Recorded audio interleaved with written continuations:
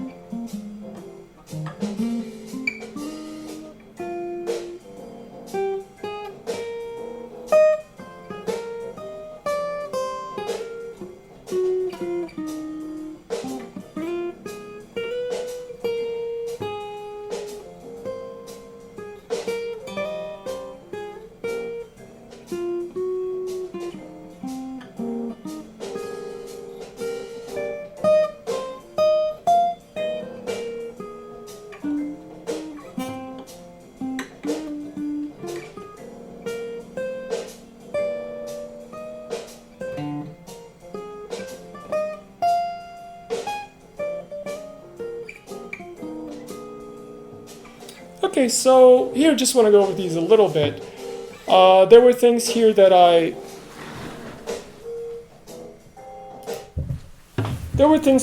liked. I kind of revisited some of them. There were things that definitely did not work out. So even within one single session, even within one like short phrase, you can find things you enjoy and things you don't. And that's I think that's the fun part. And I did make some technical mistakes like buzzing and whatnot, because frankly, yeah, that happens too when you're getting tired. Now the thing here is, what works within a pentatonic pattern are things that you will recognize later, and then you will want to kind of revisit them as you play it along to other songs.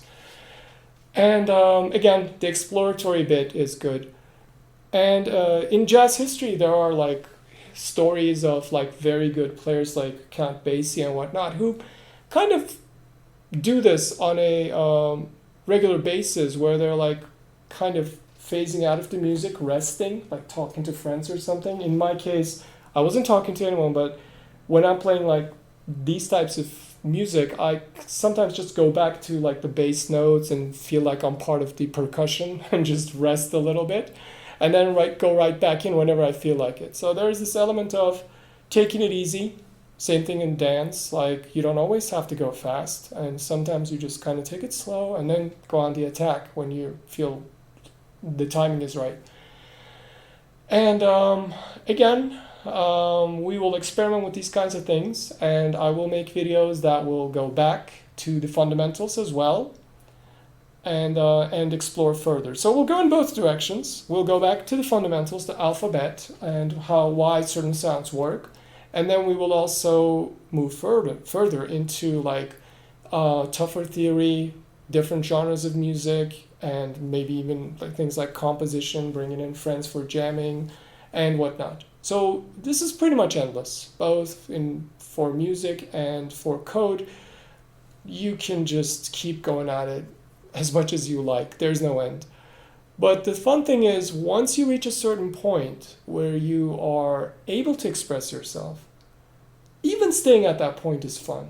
Even that is something that automatically improves you, because whenever you go back to maybe a song or something that you enjoyed and you reinterpret it and you just play in a totally different way, you just maybe pull back on like regather some of the things, the patterns that you enjoyed, even subconsciously, and then pour them into the new interpretation.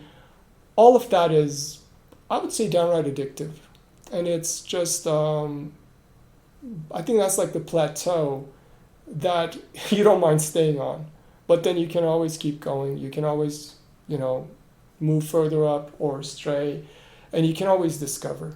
So another analogy is like this type of music, this type of free form is like discovering a city by getting lost in it.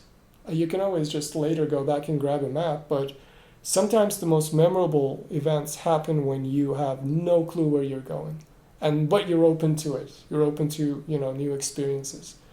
So we will continue, hopefully, together. I will put more videos, and then maybe at one point, as I mentioned in the introduction, I will just organize all of this and add more content and maybe offer it on something like Udemy as a complete tutorial package. But till then, let's hang around, and all feedback is welcome, all suggestions are welcome, questions, of course. If I can answer them, I'll try my best. So talk to you soon. Take care.